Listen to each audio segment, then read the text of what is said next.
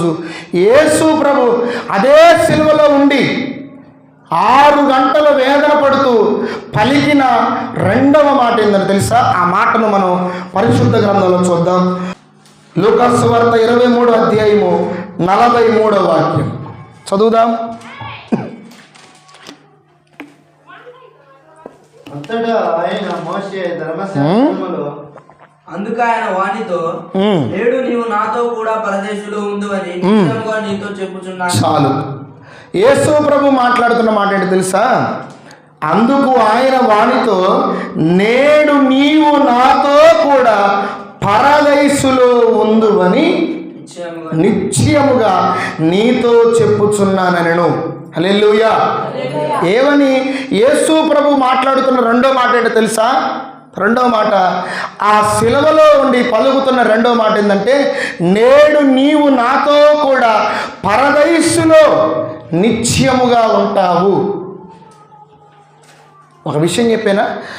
భక్తి యొక్క అంతిమం ఏమిటి అంటే, భక్తి మనం చేస్తున్న ఈ భక్తి కానీ, ఈ ప్రార్థన కానీ, ఈ నమ్ముకోవడం కానీ, క్రీస్తు యందు విశ్వాసం కానీ, దీని యొక్క అంతం ఏంటంటే మోక్షాన్ని పొందడం, అంటే స్వర్గాన్ని పొందడం, అంటే పరలోకము వెళ్ళడమే భక్తి యొక్క అంతిమం. హల్లెలూయా.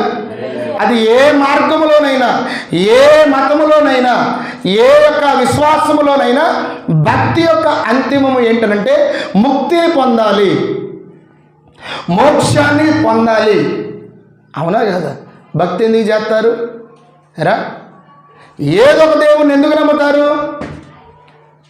ఈ లోకంలో అయితే కష్టాలు పోవాలి, ఈ లోకంలో అయితే బాధలు పోవాలి, ఈ లోకంలో అయితే శ్రమలు పోవాలని ఎక్కడ వరకే తాత్కాలికంగా నమ్మడం కాదు. భక్తి యొక్క అంతిమము, ప్రతి విశ్వాసము, ప్రతి మతములో ఉన్న విశ్వాసం ఏమని చెప్తుందో తెలుసా? భక్తి యొక్క అంతిమము చివరి ఏమనుందనంటే ముక్తి పొందడం. ముక్తి అనంటే చచ్చిన తర్వాత దేవునితో ఉండడం, మరణించిన తర్వాత ఏ దేవుణ్ణి అయితే నమ్ముతున్నారో ఆ దేవునితో బ్రతకడం. భక్తి యొక్క అంతిమము ముక్తి. భక్తి యొక్క చివరి స్టేజ్ ఏంటంటే పరలోకాన్ని పొందడం. మన యొక్క భాషలో, బైబిల్ భాషలో, ఇతర భాషల్లో స్వర్గం అంటారు, ఇతర భాషల్లో మోక్షం అంటారు, ఇతర భాషల్లో ముక్తి అని అంటారు. ఇప్పుడు యేసు ప్రభు చెబుతున్న మాట ఏంటో అదే మాట, పరదైసులో ఉందు. ఎవరితో చెబుతుంది ఈ మాట తెలుసా? శిలువలోనున్న ఒక రెండవ దొంగతో యేసు ప్రభు ఈ మాట చెప్తాడు. ఈ మాట మనకు అర్థం కావాలి అని అంటే మీకు కొంతసేపు కొన్ని మాటలు మీకు వివరిస్తాను. యేసు ప్రభుని శిలువ వేసిన తర్వాత అక్కడ అనేక మంది ప్రజలు యేసు ప్రభుని గమనిస్తున్నారు, యేసు ప్రభుని చూస్తున్నారు, యేసు ప్రభు పలికే మాటలు వింటున్నారు.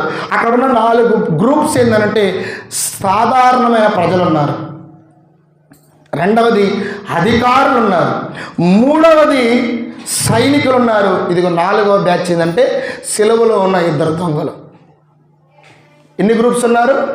సాధారణమైన ప్రజలు, అందులో స్త్రీ పురుషులు ఉన్నారు, రెండవది అధికారులు, ఉద్యోగస్తులు ఉన్నారు, మూడవది యేసు ప్రభువును సిలువ వేసిన సైనికులు ఉన్నారు, 4వది ఏంటంటే యేసు ప్రభువుతో పాటు ఇటొక దొంగని సిలువ వేస్తారు, యేసు ప్రభుని మధ్యలో సిలువ వేస్తారు. ఈ 4 రకాలైన ప్రజలు మనకు అక్కడ కనపడతారు. ఈ 4 రకాలైన ప్రజలు ఏమని మాట్లాడతారంటే, మొదటిగా సాధారణ ప్రజలు కూడా యేసు ప్రభుని ఏమంటారు తెలుసా? యేసు ప్రభువా, నేను సిలువ వేశారే, సిలువలో నుండి దిగిరా, సిలువలో నుండి దిగు అని ఈ సాధారణమైన ప్రజలు మాట్లాడతారు. అధికారులు కూడా ఏమని మాట్లాడుతున్నారో చూడండి. 35వ వచనము చదువుతున్నాను. ప్రజలు నిలబడి చూచుచుండగా అధికారులు, వీడు ఇతరులను రక్షించను, వీడు దేవుడు ఏర్పరచుకున్న క్రీస్తు అయిన ఎడల తన్ను తాను రక్షించుకొనునని అపహాసించిరి. 36వ వచనం, సైనికులు అంటున్నమాట, ఆయనకు చిరకనిచ్చి, నువ్వు రాజు అయితే నేను నీవే రక్షించుకోమని అపహసించి. 39వ వచనంలో, వేలాడ వేయబడిన ఆ నేరస్తులలో ఒకడు ఆయనను దూషించుచు, నీవు క్రీస్తు కదా, నిన్ను నీవు రక్షించుకోమని దూషిస్తూ. హల్లెలూయా. ప్రజలు కూడా ఏమన్నా తెలుసా? నువ్వు రాజు కదా, క్రీస్తువు కదా, రక్షకుడు కదా, నిన్ను నువ్వు రక్షించుకో. అధికారులు ఏమని చెప్తున్నారు తెలుసా? నువ్వు క్రీస్తువు అయితే, నువ్వు రాజువైతే, అభిషిక్తుడివైతే, ఈ లోకానికి వచ్చిన దేవుడని నువ్వు చెప్పుకుంటున్నావు అయితే దిగిరా సెలవు నుండి, అప్పుడు మిమ్మల్ని నమ్ముతాం. సైనికులు కూడా ఏమన్నా తెలుసా? చిరకనిచ్చి ఈయనకు దాహం వేస్తుంది, ఈయనకు మంచినీళ్ళు అవుతున్నాయని సైనికులు కూడా సెలవులో వేలాడవేయబడిన యేసు ప్రభు వైపు చూసి కనికరించి మాట్లాడట్లేదు. దిగిరావయ్యా నువ్వు కిందకి, దిగిరా, దిగి నువ్వు వస్తే మేము నమ్ముతామని అపహాస్యముతో మాట్లాడుతున్నారు. ఈ మాటలు విన్న సెలవులో ఒక దొంగ ఏమన్నా తెలుసా? వేలాడవేయబడి కొద్ది రోజులు, కొద్ది నిమిషాలకి, కొన్ని గంటలకి ప్రాణం పోయే సమయంలో ఇతడు కూడా పలుకుతున్న మాట ఏంటి తెలుసా? నువ్వు క్రీస్తువు అయితే దిగు, నిన్నే నువ్వు రక్షించుకోలేవు, మమ్మల్ని రక్షిస్తావా అంటే దాని అర్థం తెలుసా? ఇప్పుడు అనేక మంది ఈ మాటలే మాట్లాడుతున్నారు లోకంలో. ఏమండి, ఇంకొద్ది గంటలైతే యేసు ప్రభు చనిపోతాడే, ఇంకొద్ది గంటలైతే యేసు ప్రభు ప్రాణం వదిలిపెడతారే, ఈ మాటలు మాట్లాడవచ్చా చెప్పండి? ఈ మాటలు మాట్లాడవచ్చా? వాడు గుర్తుపెట్టుకోండి, మన నోటి నుండి పలుకుతున్న మాటను బట్టే ప్రభువుకి గంట దొరుకుతుంది.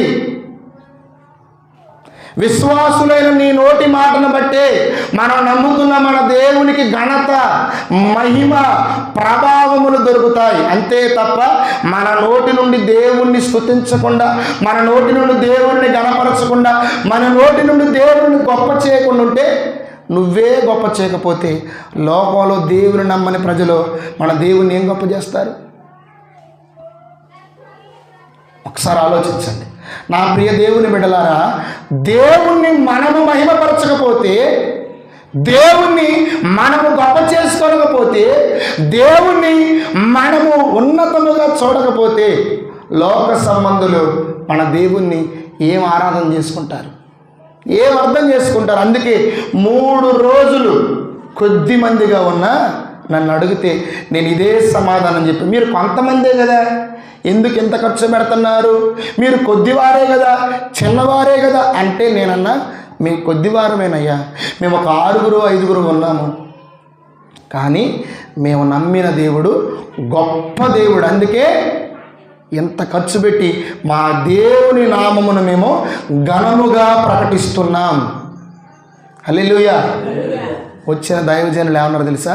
2వ రోజు మునగపాడు నుండి వచ్చారు కదా, మన భాషలో పాట పాడిండు.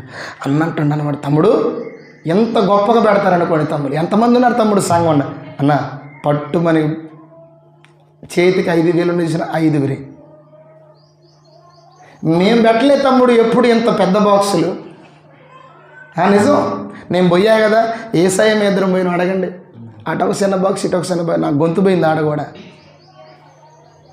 మేము పోయినాం మునగపాడు, మందిరం మాత్రం ఎంత పెద్ద తెలుసా? ఇక్కడ నుంచి ఆ చివరి దాకా ఉంది ఏసీ మందిరం, ఏసీ కింద పాలిష్ రాయి మొత్తం ఏసీ పెట్టించారు. కానీ దేవుని ప్రకటించడంలో మనల్ని చూసి ఆ దైవజనుడు అంటున్నాడు, తమ్ముడు ఏ రోజు ఇంత పెద్ద బాక్సులు మేము పెట్టలేదు తమ్ముడు, ఏ రోజు అటువంటి ఆర్కెస్ట్రా, ప్యాడ్, కీబోర్డు పెట్టలేదు తమ్ముడు. ఏంది తమ్ముడు అని అంటే, అన్న మనం ఆరాధిస్తున్న దేవుడు గొప్ప దేవుడు కదా, మనం పూజిస్తున్న దేవుడు గణమైన దేవుడు కదా, ఆయన గణనామాన్ని ఎంత గొప్పగా ప్రకటించకపోతే ఇంకా విలువే ఉంటుందన్న మన దేవునికి, విలువే ఉంటుంది మన దేవునికి అన్నప్పుడు నిజమే తమ్ముడు. ఆ తర్వాత వాళ్ళు నాతో చెప్పిన మాట తెలుసా? ఈసారి మీటింగ్ పెట్టినప్పుడు ఈ సౌండ్ సిస్టమే కావాలన్నారు. హల్లెలూయా. ఏం కావాలంటే, ఈసారి మీటింగ్స్ పెడితే మా ఊర్లో ఖచ్చితంగా నీకు ఫోన్ చేస్తాం, ఆ తమ్ముళ్ళని, ఆ బ్యాచ్ని ఇద్దరిని కూడా, 4గురిని నువ్వు కలకోట పంపాలి, మునగపాడు పంపాలి. అంటే మన నుండి ఏం నేర్చుకున్నారు వచ్చిన దైవజనులు అంటే, ఇలాగ దేవుని నామమును ప్రకటించాలి అని నేర్చుకున్నారు.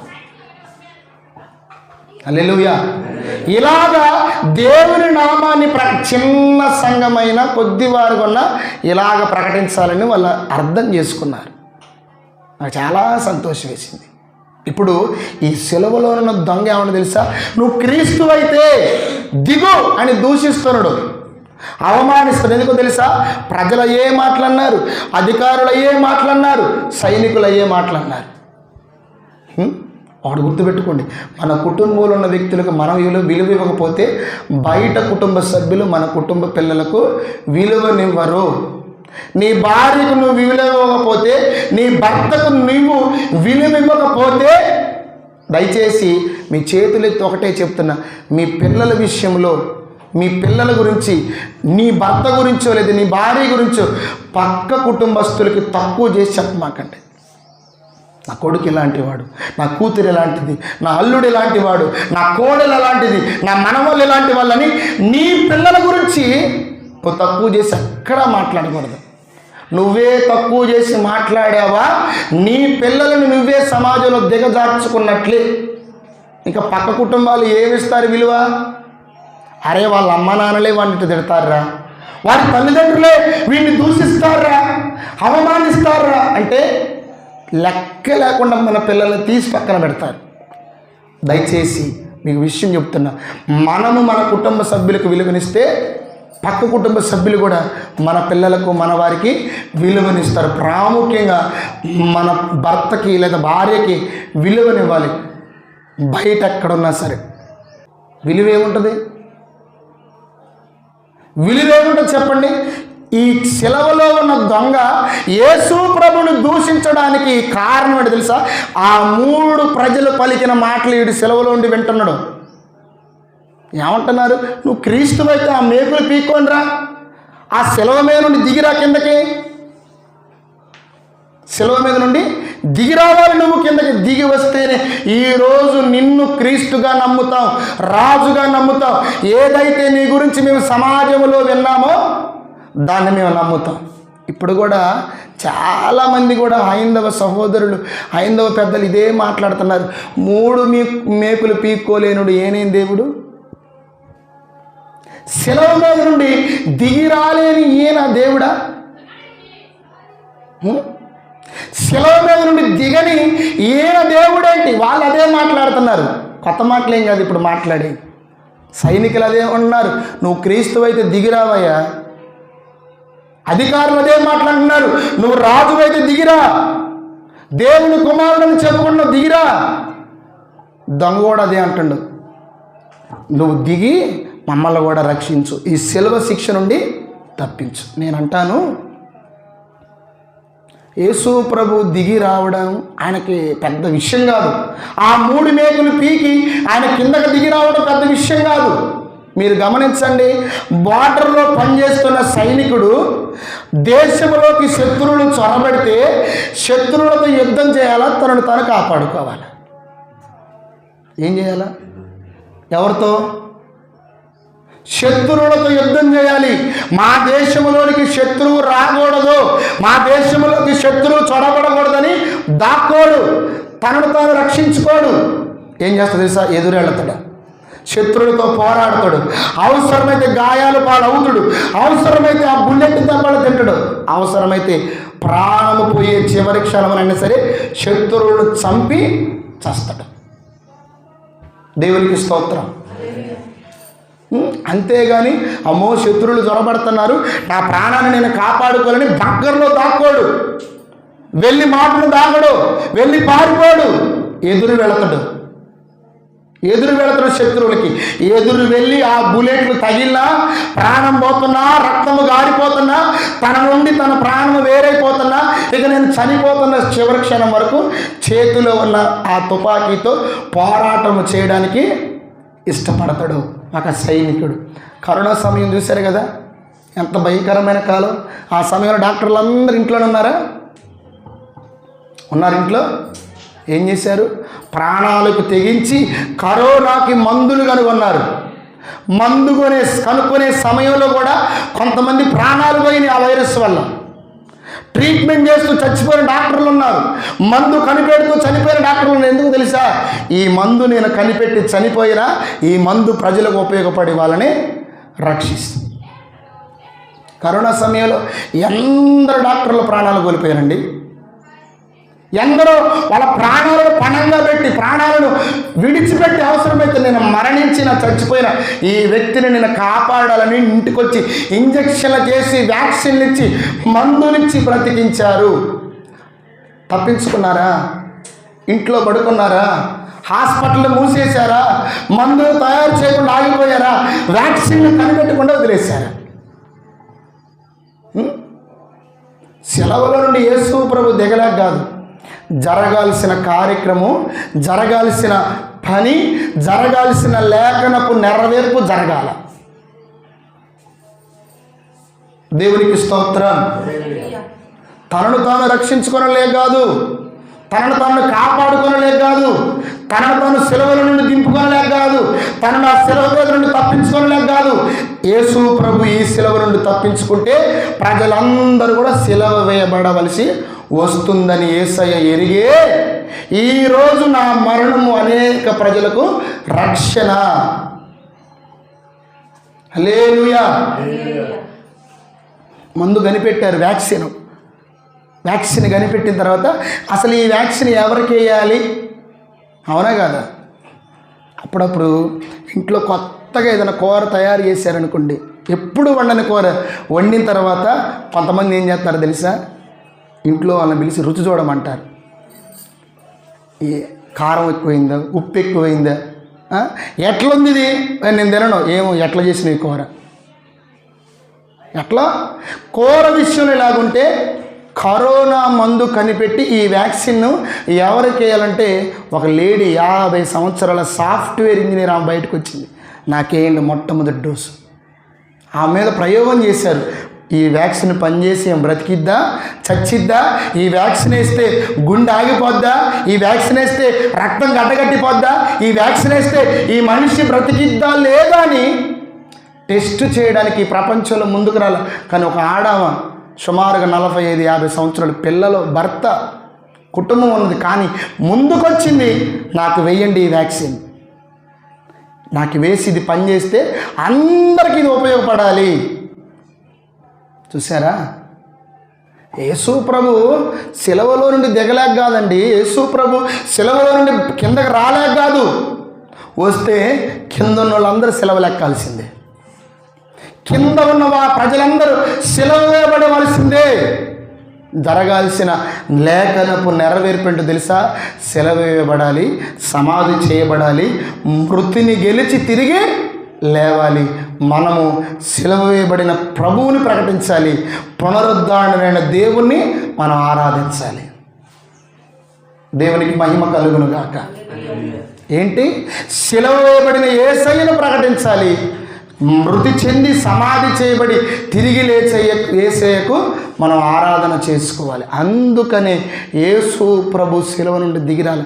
వీళ్ళేమన్నారు? దిగిరా కిందకే, రక్షించుకోని నీవు మమ్మల్ని రక్షించు. ఏమైంది నీకు? రాజులని పిలిపించుకున్నావు, క్రీస్తు అని చెప్పుకున్నావు, దేవుని కుమారుడని ప్రజల్లో నీకు మంచి పేరుంది. హల్లెలూయా. ప్రజల ఆలోచన ఇలా ఉన్నది చూసారా? మన దేవుణ్ణి మనం ఘనపరుచుకోవాలి, మన దేవుణ్ణి మనం గొప్ప చేసుకోవాలి, మన దేవుణ్ణి మనం మహిమపరుచుకోవాలి. లేదా ప్రజలలో మన దేవునికి విలువ ఉండదు. ఆరాధించే నీవే, మందిరానికి వచ్చే నీవే, పూజించే నీవే, ప్రకటించే నీవే, భయభక్తులు కలిగి జీవించే నీవే. ఏమేసాయో, ఏం చేస్తాడో, ఏం చేయడో నాకే భయంగా ఉంది. ఏంటంట? ఏమేసాయో ఏసైనా నమ్ముకున్నాం, మేము అనుకుంటున్నాం జరిగిద్దో జరగదో, అయిద్దో కాదు, వాడికి ఉద్యోగం వచ్చిద్దో ఉద్యోగం రాదు, పెళ్లి జరిగిద్దో పెళ్లి జరగదు, వాడికి వ్యాపారంలో లాభం వచ్చిద్దో నష్టం వచ్చిద్దో, ఇదిగో వీళ్ళు సరిగ్గా పిల్లల్ని కంటారో కండ్రో, వీళ్ళ బ్రతుకులు మారతాయో, ఏం వేసాయో ఏమనమ్మా నమ్ముకుంటున్నాం, మందిరానికి పోతున్నాం, కానీ ఏం ఉపయోగం లేదు. మనమే ఇలాగ మాట్లాడితే మన దేవునికి మన ద్వారా ఏం మహిమ వస్తుందో చూడండి. యోబు అంటాడు, దేవుడిచ్చెను దేవుడు తీసుకున్నాను, యెహోవా ఇచ్చెను యెహోవా 10 మంది పిల్లల్ని ఇచ్చిండు, 10 మంది పిల్లల్ని తీసేసుకున్నాడు. 7,000 గొర్రెలు, 3,000 ఒంటెలు, 500 జతల ఆడెడ్లు ఇచ్చిండు, వాటిని కూడా తీసేసుకున్నాడు. చక్కని పొలం, చక్కని ఇల్లులు, పనివాళ్ళు అన్నీ ఇచ్చేసిండు. యేసయ్య వాటిని, దేవుడు వాటిని తీసేసుకున్నాడు. ఇచ్చాడు, తీసుకున్నాడు. మరి ఏమంటుండో? ఏం దేవుడు నమ్మ ఇచ్చిండు మొత్తం తీసుకున్నాడు అని అనలా. ప్రజల మధ్య అవమానించి యోబు దేవుని విషయంలో మాట్లాడలే, భార్య వచ్చి అంటుంది అనమాట, ఏందయ్యా, ఏం దేవుడిని నమ్ముకున్నావయ్యా, ఇచ్చిన దేవుడు ఎక్కడైనా తీసుకుంటాడయ్యా. భార్య మాట్లాడుతున్న మాటకి పిచ్చిదానిలాగా మాట్లాడుతున్నావు, వెర్రిదానిలాగా మాట్లాడుతున్నావు. దేవుడిచ్చి దేవుడు తీసుకోకూడదా? ఇచ్చాడు, తీసుకున్నాడు, దేవుని నామమునకి మహిమ కలుగునుగాక అని అంటున్నాడు. హల్లెలూయా. అదే యోబు కానీ ఈ దేవుడు ఇచ్చాడు, ఈ దేవుడు తీసుకున్నాడు, ఈ దేవుడు ఏంట్రా ఇలాంటి దేవుడు అని ఒక మాట ఆడు రాయబడి ఉంటే, ఈరోజు మనం ఏమంటాం తెలుసా? ఈ దేవుడు యోబు పలికినట్టే చేస్తుండే నా జీవితంలో అంటాం. ఒకటి గుర్తుపెట్టుకోండి, మనం మాట్లాడే నోటి నుంచే మన ప్రభువుకి 10 మందిలో మహిమ వస్తుంది, ఘనత వస్తుంది. మనల్ని బట్టి ఇతరులు కూడా మన దేవుని విషయంలో గొప్పగా మాట్లాడాలని ఆలోచన కలిగి ఉంటుంది. అది మన పిల్లల విషయంలోనైనా, కుటుంబంలో విషయంలోనైనా, భర్త విషయంలోనైనా, భార్య విషయంలోనైనా, మనము నమ్ముకున్న దేవుని విషయంలోనైనా మనము మన గురించి గొప్పగానే చెప్పుకోవాలి. ఈ దొంగ ఆ యేసు ప్రభుని సెలవులో అంటున్నాడు, ఏమయ్యా, రక్షించుకో, నన్ను రక్షించు.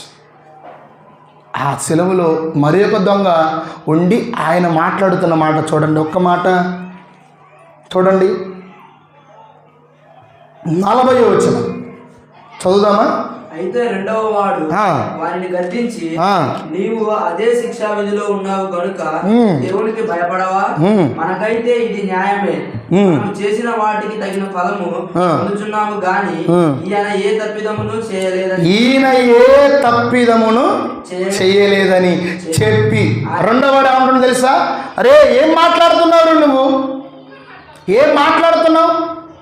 మొదటి దొంగను చూసి మన జీవితంలో మనం చేసిన అన్యాయానికి, అక్రమానికి మనము బందిపోటు దొంగలమయ్యి దారిని వెళుతున్న ప్రజలను దోచుకున్నాం, తిరుగుబాటు చేసాం, ప్రజల్లో అల్లరి కలిగించాం, నరహత్య జరిగించాం. మనం చేసిన వాటికి మనము తగిన ఫలం అనుభవిస్తున్నాం. కానీరా ఈ యేసయ్య మాత్రం ఏ తప్పిదము చేయలేదురా, ఏనలో ఏ నేరము లేదురా.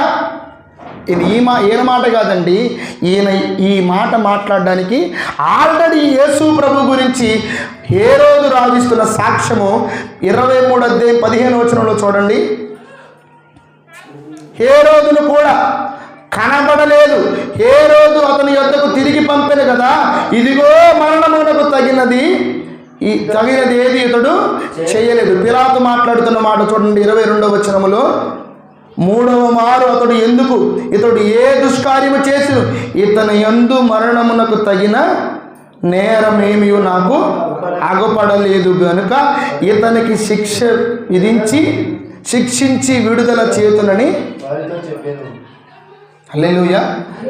ఈ సెలవులో ఉన్న పలుకుతున్న ఈ రెండవ దొంగ యేసు ప్రభు ఏ నేరము చేయలేదని పలకడానికి కారణం ఏంటో తెలుసా?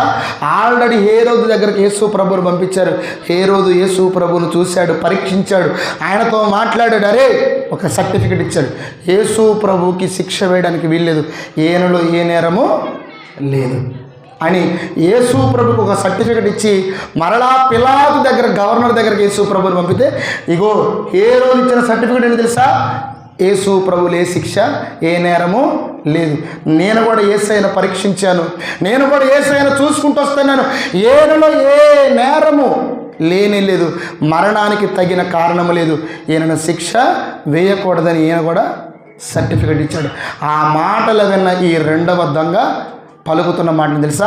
మన జీవిత కాలంలో, మన బ్రతుకు దినములో మనం చేసినవి మన నెత్తి మీదకి వచ్చాయి.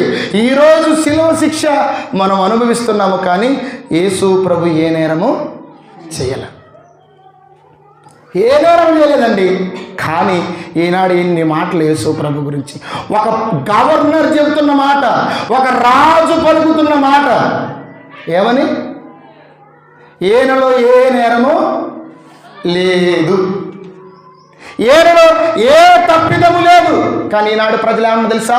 యేసు ప్రభు పాపని ఒకడు అంటాడు, యేసు ప్రభు వ్యభిచారణ ఒకడు అంటుండు, యేసు ప్రభు మంచివాడు కాదంటుండు, యేసు ప్రభు తిరుగుబాటుదారుడు అంటుండు, యేసు ప్రభు మతాలను, యేసు ప్రభు కులాలను, యేసు ప్రభు కుటుంబాలను కోల్చడానికి వచ్చాడని అంటుండు. కానీ రాజు ఏమంటుండో, ఈయనలో ఏ నేరం లేదు. పిలాతు అంటుండు, గవర్నర్, రోమన్ గవర్నర్ అంటుండు, ఈయనలో ఏ నేరము లేదు. ఈ మాటలు కనపడవు మనకి. లోకములో ఉన్న ప్రజలకి ఇవి కనపడవండి. సరే, దొంగ ఏమంటుండో చెప్పండి, ఏమంటుండో దొంగ? యేసు ప్రభుని అరే ఇతరులు ఏ నేరం కనపట్లేదురా అంటారు. అసలు ఒక దొంగ ఇస్తున్న సర్టిఫికెట్, ఒక రాజు ఇస్తున్న సర్టిఫికెట్, ఒక గవర్నర్ ఇస్తున్న సర్టిఫికెట్ ఏంటి తెలుసా? యేసు ప్రభులో ముడత, మచ్చ, కలంకము, డాగు ఏది లేదు. ఈనాడు అంటున్నారు చూడండి, ఎన్ని మాటలు యేసయ్య గురించి ఎన్ని మాటలు మాట్లాడుతున్నారు చూడండి. నోటికి పట్టరాని మాటలు, కాని మాటలు, అనకూడని మాటలు, అనకూడని మాటలు. రాజు చెబుతున్న మాట, పిలాతు చెబుతున్న మాట. సరే, కనీసం దొంగ మనలాంటి ఆలోచనలు కలిగి మనలాంటి జీవితాన్ని జీవించిన దొంగ అంటున్న మాట చూడండి, దొంగ అంటున్న మాట. ఈయనలో ఏ నేరము లేదు, ఈయన శిక్షించబడడానికి అర్హుడు కాదు, ఈయన జీవిత కాలములో మేము గమనిస్తే ప్రజలకు మేలు చేశాడే తప్ప కీడు చేయలేదు. చనిపోతున్న సమయంలో మొదటి దొంగ యేసు ప్రభుని దూషిస్తే రెండవ దొంగ అంటున్నాడు, ఈయనలో ఏ నేరము కనపడట్లే. చనిపోతున్న సమయంలో ఏం చేయాలి చెప్పండి అండి? దిగిరమ్మనాలా? ఒక 4 రోజుల క్రితం ఆ క్రైస్తవులలో ఒక మంచి నాయకుడు, క్రైస్తవులకి ఒక మంచి వక్తను కోల్పోయారు. రాజమండ్రి ఈ శివారు ప్రాంతంలో ఆయన్ని చంపేసి అక్కడ పడేశారు. మొత్తానికి అది మర్డర్, చంపేశారు. ఎవరు చంపేశారో తెలియదు కానీ మొత్తానికి ఆయన చంపేసి అక్కడ పడేశారు. ఏమనాలి చెప్పండి? అయ్యో, ఒక మంచి మనిషిని చంపేశారు, ఒక పాస్టర్ గారిని చంపేశారు, యేసు ప్రభువుని నమ్మి వాక్యాన్ని బోధిస్తున్న ఒక సేవకుడిని చంపేశారని కనీసం కొన్ని మాటలైన పలకాలి. కానీ ఒక మాట ఒక ఆమె వచ్చింది యూట్యూబ్లో పెట్టి ఏమన్నట్టు తెలుసా? పగడాల పగిలిందా, పగడాల పగిలిందా. చచ్చిపోయిండు, కుటుంబం అంతా వేదన పడుతుంది, 2 ఆడపిల్లలు ఆయనకి. పగడాల పగిలిందా. ఇంకోటి అంటుండు, మేమే చేసినాం, మేమే చంపేసినాం, ఏం చేసుకుంటారో మీరు చేసుకోండి. ఇంకొకడు అంటుండు, ఎవరైతే ఇలాగ మాట్లాడతారో వాళ్ళకి ఇదే గతి. ఒకడు అంటుండు, వీడు ఫుల్గా తాగి బండి నడిపి యాక్సిడెంట్ చేసుకొని చచ్చిపోయాడు. చచ్చిపోయినప్పుడు కనీసం మానవతా ధర్మంతో కాస్త నైతికంగా ఆలోచించి ఏం మాట్లాడాలో ఈనాడు ప్రజలకు అర్థం కాని పరిస్థితుల్లో ఉన్నారు. మతము విషము కంటే చాలా ప్రమాదం. కానీ మనం ప్రకటిస్తుంది మతం కాదు, ఇది మార్గం, ఇది సత్య మార్గం. యేసు ప్రభు అంటాడు, నేనే మార్గము, నేనే సత్యము, నేనే జీవం. కుటుంబం అంతా ఒక పక్కన బాధపడుతుంది, క్రైస్తవ లోకం అంతా దుఃఖపడుతుంది. అయ్యో, ఒక మంచి దైవజనుని పట్టలు పెట్టుకున్నారు కదా అని. పట్టలు పెట్టుకుని నిన్న రాత్రి మదర్లో ర్యాలీ చేసి వచ్చినమాట, శాంతియుత ర్యాలీ. హతసాక్షి అయ్యాడు. ఒక గుర్తుపెట్టుకోండి, ఏ మతంలో ఈ పదం అస్సలు వర్తించదు. హతసాక్షి క్రీస్తు కొరకే హతసాక్షి అంటే ఆయన నమ్మిన దేవుని కొరకే ప్రాణాలు కోల్పోయాడని ఏ మతములో కూడా ఈ హతసాక్షి అనే పదం అతకదు. ఒక క్రిస్టియానిటీలోనే మాత్రం ఈ హతసాక్షి అనే మాట వర్తించింది. మీరు ఆడ విన్నారా? పలానా దేవుని కొరకు చచ్చిపోయాడురా, పలానా దేవుని నమ్మి ఆయన గురించి ప్రకటిస్తుంటే చంపేశారా అని ఏ మతంలో మీరు విన్నారు? ఒక హిందూ మతంలో విన్నారా? ఒక బౌద్ధ మతంలో విన్నారా? ఒక సిక్కు మతంలో ఉన్నారా? ఒక ముసల్మాన్ మతంలో విన్నారా? ఏ మతంలో ఈ మాట రాదు, ఇటువంటి వ్యక్తులు ఉండరు. కానీ ఒక్క యేసు ప్రభువును నమ్మి ఈయన నిజదేవుడని ప్రకటిస్తూ ఆయన జీవితంలో బ్రతుకుతుంటే బ్రతుకుతుంటే మంచి మనిషి చనిపోయినప్పుడు, ఒక మంచి సేవకుడు చనిపోయి క్రైస్తవ లోకం కుటుంబం అంతా దుఃఖిస్తూ కన్నీరు కారిస్తూ ప్రభువా ఏంటి పరిస్థితి అని వాళ్ళు వేదన పడుతుంటే ఏమంటుంది? పగడాల పగిలిందే. ఇంకోటి అంటే మేమే చంపేసినాం, మా జోలికి వస్తే మేము ఇంకెవరినైనా చంపుతాం. వాడంటే వీడు ఫుల్గా దాగి డ్రైవింగ్ చేస్తాడు. మొత్తానికి ఏం చేశారు అది లేదు, దారుణంగా చంపేశారండి, దారుణంగా చంపేశారు ఆయన, దారుణంగా చంపేశారు. చచ్చిపోయి బాధపడుతున్న సమయంలో ఈ మాటల, చచ్చిపోయి బాధపడుతున్న సమయంలో ఇలాంటి ఆలోచనలా? అసలు నిజంగా అండి, మనకంటే మృగాలు నయం, పక్షులు నయం. ఒక కాకి చచ్చిపోతే 100 కాకులు వస్తాయి, ఒక కోతి చచ్చిపోతే 100 కోతులు వస్తాయి. మనిషి ఏంటో రాను రాను మృగంగా మారిపోతాడు, మృగంగా మారిపోతాడు. ఏమనంటుండో చూడండి, నిన్ను నువ్వు రక్షించుకో, మమ్మల్ని రక్షించండి. దూషణ, అవమానము, హేళనగా మాట్లాడుతున్నారు యేసు ప్రభువుని. కానీ రెండోవాడు ఏమంటుండో తెలుసా?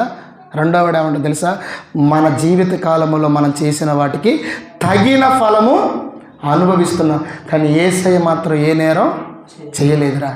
ఆయనలో ఈ మరణానికి, ఈ శిలువ శిక్షకు ఆయన అర్హుడు కాదురా. హల్లెలూయా.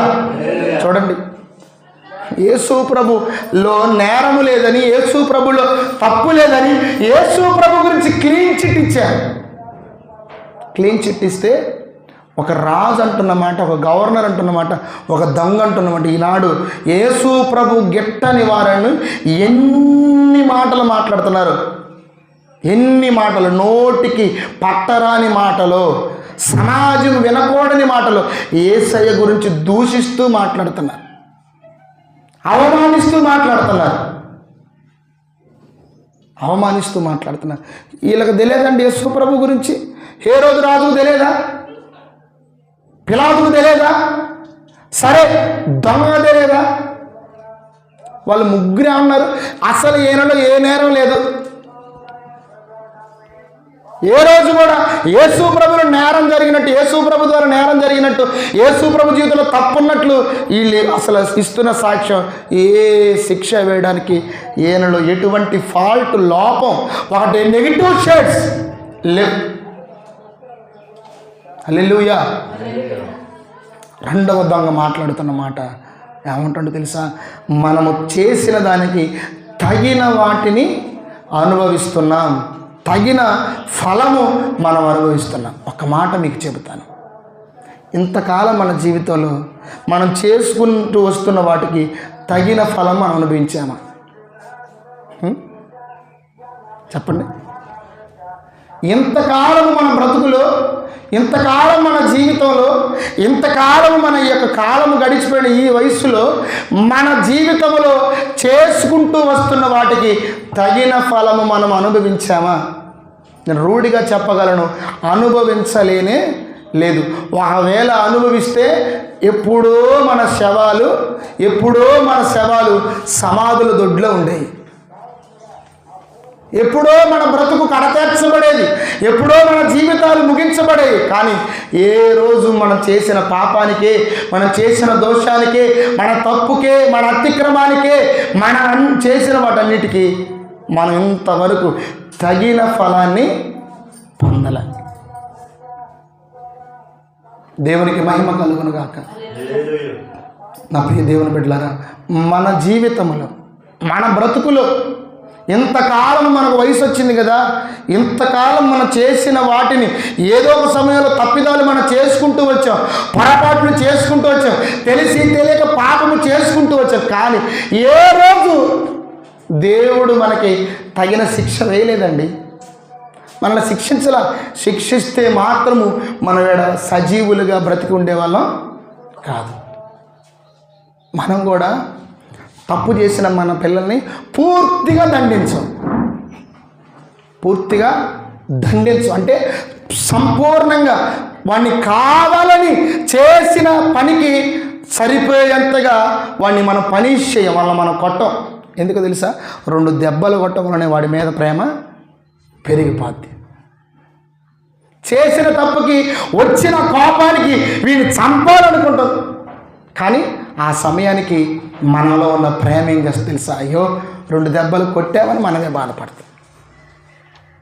2 దెబ్బలతోనే ఆగిపోయాం. కానీ అంతకంటే ఎక్కువ కొడితే ఈనాడు యవ్వనస్తులు వాళ్ళు చేస్తున్న పనులను బట్టి ఎక్కడ మా పిల్లలు దూరం అయిపోతారు, ఎక్కడ వీడు చచ్చిపోతాడు, ఎక్కడ వీళ్ళు పారిపోతాడేమని ఈరోజు తల్లిదండ్రులు ఈ యవ్వనస్తులు చేస్తున్న పనులను బట్టి అంత దుఃఖపడుతున్నారు. హల్లెలూయా. చేసిన వాటికి తగిన ఫలం ఈరోజు మనం అనుభవించట్లేదు. తగిన శిక్ష మన దేవుడు మనకు విధించలేదు. తగిన వాటికి మన దేవుడు ఎన్నడూ మనల్ని మొత్తలేదు, ఎన్నడూ మనల్ని అవమానపరచలేదు, ఎన్నడూ మనల్ని మన దేవుడు నెట్టివేయలేదు. మనము మన పిల్లల విషయంలో ఎలాగ ఆలోచన చేస్తున్నామో అంతకంటే ఉన్నతంగా దేవుడు ఆలోచన చేస్తున్నాడు. తాగొచ్చిన తల్లిదండ్రులు ఏం మాట్లాడరు, తిరిగి వచ్చిన తల్లిదండ్రులు ఏం మాట్లాడరు. వీడు చెడిపోతానని తెలిసినా కానీ తల్లిదండ్రులు ఏం మాట్లాడరు. వీడు చెడు అలవాట్లు, చెడు వ్యసనాలు నేర్చుకున్నాడని తెలిసినా తల్లిదండ్రులు ఏం మాట్లాడడానికి పోవడానికి కారణం ఏంటి తెలుసా? ప్రేమ. వీడికి తగిన శిక్ష వేస్తే ఏమైపోతాడేమోనని భయం. అవునా కదా? తాగి వస్తే ఏం చేయాలి చెప్పండి? తిరిగి వస్తే ఏం చేయాలో చెప్పండి? చెడిపోతున్నాడని తెలిసి ఏం చేయాలో చెప్పండి? చెడు వ్యసనాలకి బానిసేయడని చెప్పి ఏం చేయాలో చెప్పండి? ఏం చేస్తారండి? ఏం చేయరు. 4 మాటలు అంటారు, 5 సార్లు తిడతారు, తల బాదుకుంటారు, రూమ్లోకి వెళ్ళిపోయి ఏడుస్తారు. శిక్షించారు ఎప్పుడైనా? సరైన శిక్ష పిల్లలకి వేశారా? లేదు. వేస్తే మాత్రం వాడు ఎప్పుడో నిన్ను వదిలేసి వెళ్ళిపోయాడు, నీకు దూరం అయిపోయాడు, వాడి శవం ఏడవసారా తీయలేదు. ఇప్పుడు అదే జరుగుతుంది. రీసెంట్గా ఇంకా 10వ తరగతి ఎగ్జామ్స్ అయిపోలేదని తెలిసి నేను ఎగ్జామ్స్ సరిగ్గా రాయలేదు, ఖచ్చితంగా మా నాన్న మా అమ్మ నన్ను తిడతారు, కొడతారు అని తెలుసుకున్న ఈ అమ్మాయి లోపల అర్థం చేసుకుంది ఏంటో తెలుసా? సరిగ్గా నేను ఎగ్జామ్స్ రాయటం లేదు, నేను ఎగ్జామ్స్ రాయకపోతే నేను చేసిన దానికి మా నాన్న మా అమ్మ నాకు శిక్షిస్తారు, నేను బ్రతకటం కంటే చచ్చిపోవడం బెస్ట్ అని చచ్చిపోయింది. చనిపోయిందండి, ప్రాణాలు విడిచిందండి. మనం చేసిన వాటికి మన దేవుడు ఏనాడు తగిన సరిపోయేంత శిక్ష విధించలేదు, సమానమైన శిక్ష లేదు. మనం అర్థం చేసుకోవాలి. ఇతడు ఏమంటాడో తెలుసా? దొంగ ఏమని తెలుసా? అరే అటు నువ్వు సిలువ వేయబడ్డావు, ఇటు నువ్వు సిలువ వేయబడ్డావు, మధ్యలో యేసయ్యనుడు నీ జీవిత కాలంలో నువ్వు చేసిన దానికి నా జీవిత కాలంలో నేను చేసిన దానికి సరిపడ శిక్ష ఈ సిలువ శిక్షరా. మనం మరణానికి పాత్రులమే. ఎందుకంటే ఈ పట్టణాలలో తిరిగాము, ఈ ప్రాంతాలలో. ఒక మాట మనం పరిశుద్ధ గ్రంథంలో చూద్దాం. చూడండి, తగిన ఫలము మనం అనుభవించుచున్నామా లేదా అని ఒక్కసారి మనం చూద్దాం. 103వ కీర్తన 16వ వచనం చదువుదామా? 103వ కీర్తన. దాని మీద గాలి వీచగా అది లేకపోయేను, ఆ మీదట దాని చోటు దాని ఎరుగుదా. 10వ వచనం చూడండి. 103వ కీర్తన 10వ వచనం. మన పాపమును బట్టి మనకు ప్రతీకారము చేయలేదు, మన దోషమును బట్టి మనకు ప్రతిఫలం ఇయ్యలేదు. రైట్, మరొకసారి చాలా నెమ్మదిగా చదువుదాం. మన పాపములను బట్టి మనకు ప్రతీకారము చేయలేదు, మన దోషములను బట్టి మనకు ప్రతిఫలం ఇయ్యలేదు. ఆమేన్. దేవుడంట మన పాపములను బట్టి మనకు ప్రతీకారము చేయలేదు, మన దోషములను బట్టి మనకు ప్రతిఫలము ఇయ్యలేదు. ఎంత మంచి దేవుడండి. మన పాపమును బట్టి అంట మనకు ప్రతీకారం చేయలేదంట, మన దోషములను బట్టి తూచి మనకు ప్రతిఫలం ఇవ్వాలి, కానీ ఆయన ఇవ్వలేదు. ఒకవేళ ఇస్తే ఈరోజు నేను ఇక్కడ నిలబడి ఒక సేవకుడిగా ఉండకపోయేవాడిని, ఎప్పుడో సమాధుల దొడ్లో ఉండేవాడిని. ఈరోజు మనిషి మానవుడు బట్ట కట్టి బ్రతకలేడు. ఎందుకంట ఆయన మన పాపములను బట్టి మనకు ప్రతీకారము చేయలేదు, మన దోషములను బట్టి మనకు ప్రతిఫలం లేదు. ఎంత మంచి దేవుడు అండి. చేసిన తప్పులకి, చేసిన పాపాలకి, చేసిన దోషాలకి ప్రతీకారము తీర్చుకోలేదు ఆయన, ప్రతిఫలం ఇవ్వలేదు. తూచి ఇవ్వాలి మనకి, మనం చేసిన దానికి తూచి మన నెత్తి మీద పెట్టాలి, తూచి మన ఒడిలో పోయాలి. కానీ ఆయన అలాగ చేయలేదు. మరి ఏం చేశారు ప్రభుత్వం? 2 దొంగలు చేసిన దానికి వాళ్ళకి ప్రతీకారముగా శిలువ శిక్ష లోకం వేసిందా? వాళ్ళు ఏం చేశారు? బందిపోటు దొంగలు వాళ్ళిద్దరు. దోచుకోవడం, దాచుకోవడం, అతిక్రమము, అన్యాయము, అల్లరి, నరహత్య వాళ్ళు చేసిన దానికి లోకం ఏం చేసిందో చూసారా? అరే అబ్బాయి, నువ్వు చేసిన ఈ పనులకి నీకు మరణ శిక్ష, అది శిలువ ద్వారా నువ్వు పొందాలి. కానీ మనకంట యేసు ప్రభు మనం చేసిన వాటికి ప్రతిఫలం ఇవ్వట్లేదంట. మనం చేసిన పాపాలకంట ఆయన ప్రతీకారం తీర్చుకోవట్లేదంట. దేవునికి స్తోత్రం. ఇటువంటి దేవుని మనం చూడగలుగుతామా? ఏమండి, చేసిన దానికి ఏదో ఒక శిక్ష ఈ లోకంలో మనం అనుభవించాలి. ఒకరోజు నాకు తెలియదు, ఇంటికి అనుకోకుండా లెటర్ వచ్చింది. లెటర్ వచ్చేసరికి మా తమ్ముడు చూసిండు. మళ్ళీ చేసినా నువ్వు అని అంటుండే. నేనేం చేసిన రా అన్న. మళ్ళీ చేసినవుగా, ఏంటంటే మళ్ళీ ఫైన్ వేయించుకొని వచ్చిన. ఎక్కడ? ఆత్కూరు రింగ్ రోడ్లో. నాకేం తెలుసు, నేను బర్రను వస్తాను, వెనక నుండి ఎప్పుడు ఫోటో కొట్టిండు. రెడ్ షర్టు నువ్వే. అరే నేను కాదురంటే నేను మళ్ళీ బాంకటం. హే నేను కాదురంటే నువ్వు కాదు, అగో ఈ ఫోటో చూపెడతారా, నీకు లేదు ఈ షర్టు. తర్వాత ఏమోరా మరి వాడు ఎప్పుడు తీసిండో అంటే నేనేం చేశా, ఆ సిగ్నల్ ఆత్కూరు దాటి వచ్చినప్పుడు ఎప్పుడు తీసిండో ఫోటో తెలియదు నాకు. ఫోటో తీసిండు, ఎలిమెంట్ లేదు, ఫోటో తీసిండు. నేను చేసిన తప్పుకి నాకు వెంటనే ఏం చేసిన, ఫైన్ పంపించిండు ఇంటికి. 300 రూపాయల చలానా కట్టాలి. మా తమ్ముడు అంటుండో మళ్ళీ వేయించుకొని వచ్చినావుగా. ఇంతవరకు వాడు దొరకలే, నేను 3 సార్లు దొరికిన. విచిత్రం ఏంటో తెలుసా? కరోనా సమయం, నా దగ్గర రూపాయి లేదు. నా కరోనా వచ్చి తగ్గిన ఒక 4 రోజుల తర్వాత డబ్బులు రూపాయలు చాలా టైట్గా ఉంటుంది. ఏం చేయాలంటే పెయింటింగ్ పనికి పోవాల్సి వచ్చింది. ఎంత తెలుసా? తమ్ముడు బండి తీసుకున్న మావాడిదే, రత్నమన్న తెలుసు కదా, ఆటో. వాళ్ళ తమ్ముడు ఆ టైంలో పెయింటింగ్ మేస్త్రి, దెందుకూరులో పెయింటింగ్ పని చేస్తుందంటే నన్ను, సార్ ఆ లాలయ్య నేను కూడా పనికి వస్తా లాలయ్య అని అన్న. మీరేం తీసారండి? లేదు లాలయ్య నన్ను కూడా తీసుకోప అంటే సరే అని బండి వేసుకొని వచ్చి నేను సురి వాళ్ళ బండి మీద ఒక 2 పోయిను. నాకు కిటికీ పేపర్ కొట్టడం, తర్వాత రూమ్లో వాళ్ళు వేసిన వాళ్ళకి పేపర్ కొట్టను. సాయంత్రానికి దెందుకూరు నుండి తిరిగి వస్తుంటే కరెక్ట్గా మార్కెట్ యార్డ్ దగ్గర పోలీసులు ఉన్నారు. విచిత్రం ఏంటనంటే అందరిని వదిలేసిండు. అందరిని వదిలేసిన నన్ను కూడా వదిలేస్తాను, నన్నే పట్టుకోండి 1000 రూపాయలు ఫైన్ రాసిండు.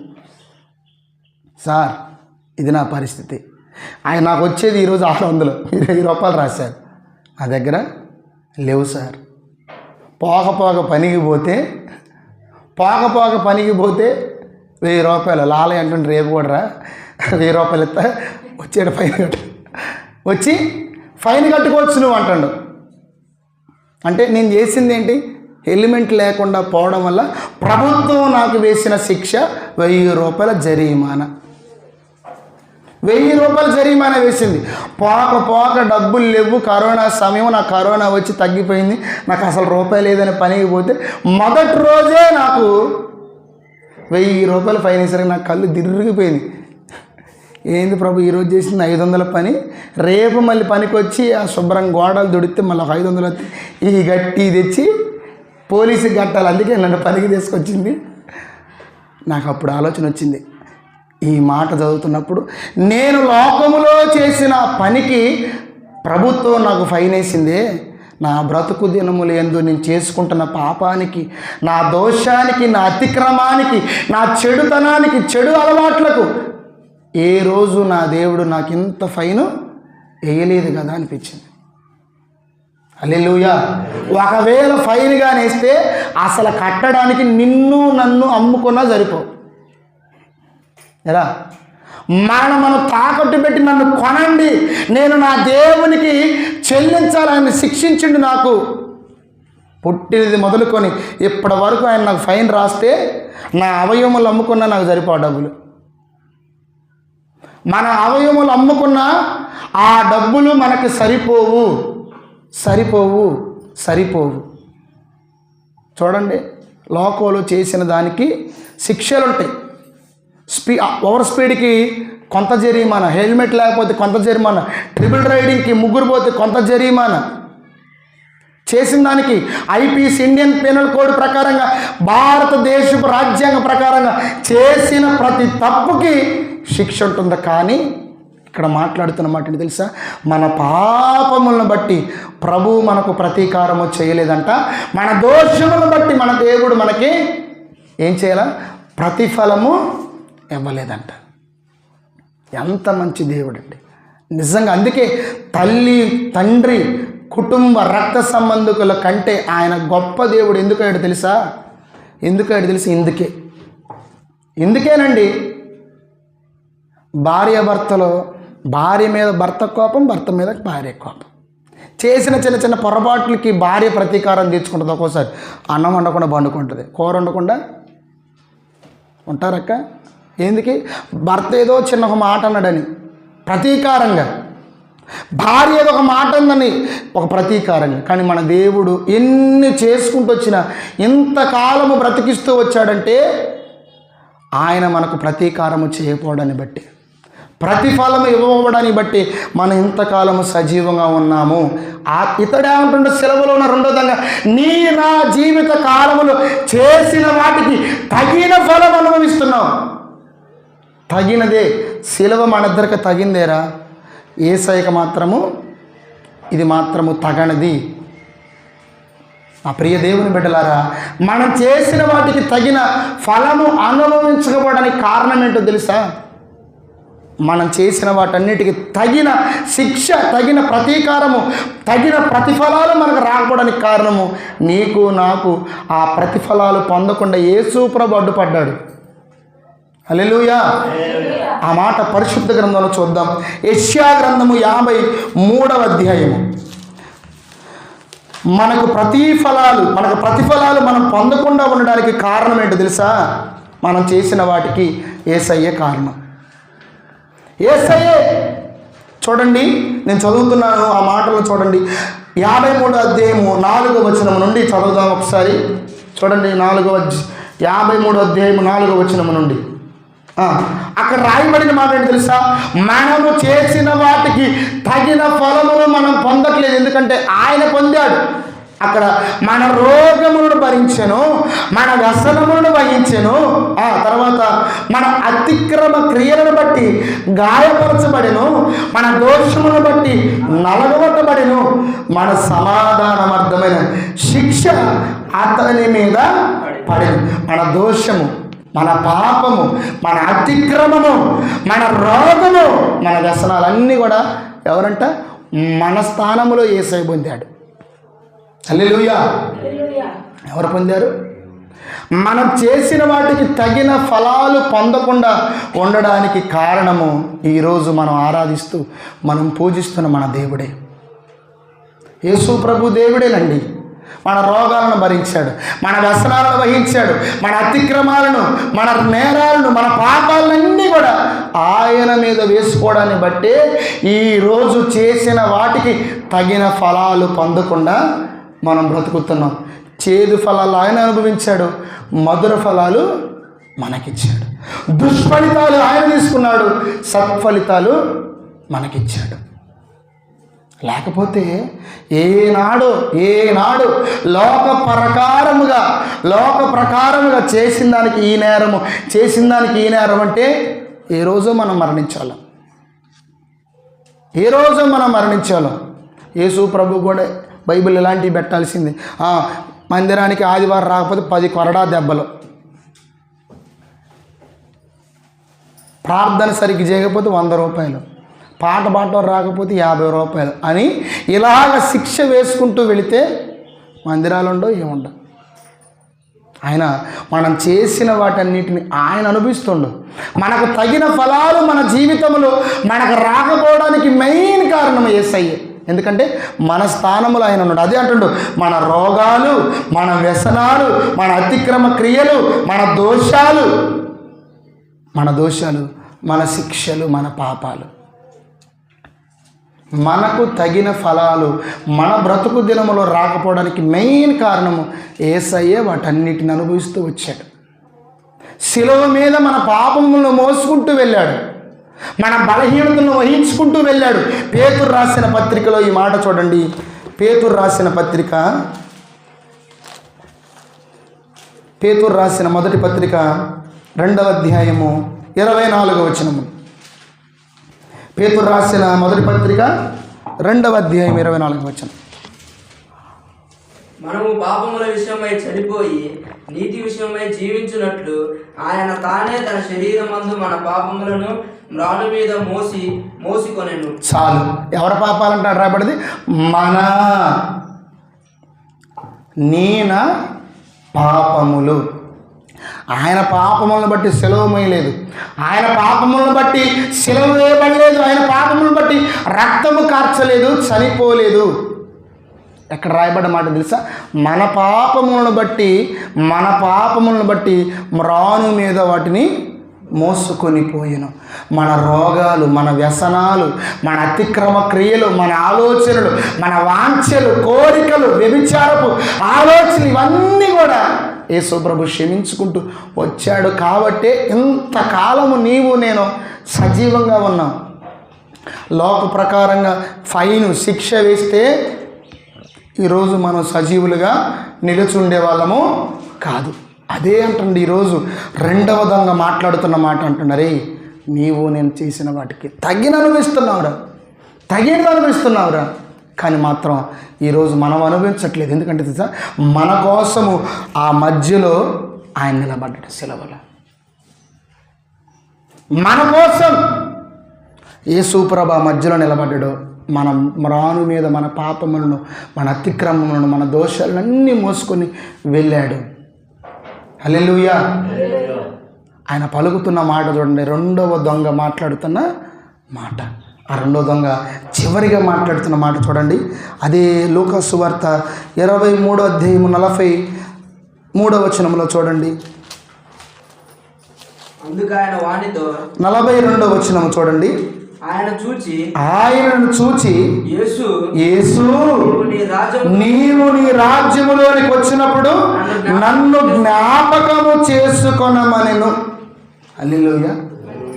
ఏమంటుండదు చూడండి రెండవ దొంగ, అయ్యా ఈ లోకములో మేము చేసిన వాటికి శిక్షను అనుభవిస్తున్నాం, ఇది మాకు న్యాయమే అంటూ యేసు ప్రభు గుర్తించి యేసు ప్రభుతో మాట్లాడుతున్న మాట తెలుసా, వాళ్ళందరూ దూషించారు, వాళ్ళందరూ అవమానించారు, గేలి చేశారు, హేళన చేశారు. నువ్వు రాజు అంటావు కదా, నువ్వు క్రీస్తు అంటావు కదా, నువ్వు దేవుని కుమారుడు అని చెప్పుకుంటున్నావు కదా, దిగిరా అని అంటే ఇతడు మాత్రం అలాంటి మాట మాట్లాడలేదు. యేసు ప్రభువులో దైవత్వాన్ని గుర్తించాడు, యేసు ప్రభుని రాజుగా గుర్తించాడు. వీళ్ళేవైతే మాటలు పలుకుతున్నాడో దేవుని కుమారుడుగా అంగీకరించాడు, యేసు ప్రభువును క్రీస్తుగా నమ్మాడు. అంటుండో, యేసు నీవు నీతో నీ రాజ్యములోకి నన్ను తీసుకుని వెళ్తావా? యేసు నీ రాజ్యముతో నీ వచ్చినప్పుడు నన్ను జ్ఞాపకం చేసుకుంటావా? చూసారా, లోకమేమో శిక్ష వేసింది, యేసయ్యేమో అంటున్న కింద మాట చదువుకుందాం చూడండి. ఏమంటుండో, అందుకాయన నేడు నీవు నాతో కూడా పరదైసులో ఉందువని నిశ్చయముగా చెప్పుచున్నాను.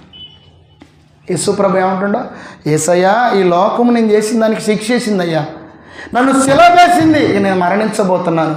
యేసు నువ్వంటూ ఒక రాజ్యం అంటున్నావు, రాజు అంటున్నావు, నేను నిన్ను చూస్తున్నాను, నాకు అర్థమవుతుంది నువ్వు దేవుడు అని నేను నమ్ముతున్నాను. నీ రాజ్యముతో నీ వచ్చినప్పుడు నన్ను జ్ఞాపకం చేసుకోరాదంటే యేసు ప్రభు ఏమంటాడు తెలుసా, నీవు నాతో కూడా పరదైసులో నిత్యముగా ఉంటావు. చేసిన దానికి లోకం ఏం చేసింది చెప్పండి? సిలువ వేసింది. మరి యేసయ్య ఏం చేస్తుండో, క్షమించి మన్నించి నాతో ఉండడానికి, నిన్ను పరదేశంలోకి తీసుకొని పోతానయ్యా. హల్లెలూయా. హల్లెలూయా. ఎంత మంచి దేవుడండి. చేసిన వాటికి లోకమేమో అవమానిస్తుంది, లోకమేమో నిందిస్తుంది, లోకమేమో గేలి చేస్తుంది, లోకమేమో వెలివేస్తుంది, లోకమేమో అసహించుకుంటుంది. యేసు ప్రభు మాత్రము మారాడి ఈ దొంగను అర్థం చేసుకొని నీవు నాతో నేడే పరదేశికి రా. శిక్షిస్తానడా?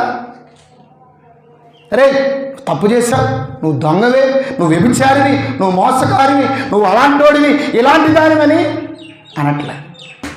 అంటండా? అనట్లేదు. ఏమంటుంది తెలుసా? నేడు నాతో పరదేశికి వెళ్ళిపోదాం. హల్లెలూయా. ఇటువంటి దేవుణ్ణి ఎక్కడ చూడగలమండి? ఇటువంటి దేవుణ్ణి మనం ఎక్కడ చూడగలం? చేసిన దానికి లోకం శిక్ష వేసింది, మరణానికి గురి చేస్తుంది. కానీ మారిన ఈ దొంగను బట్టి యేసయ్య అంటుండో, నేను అలా నిన్ను శిక్షించను, మరలా నిన్ను అలాగ నేను అనను,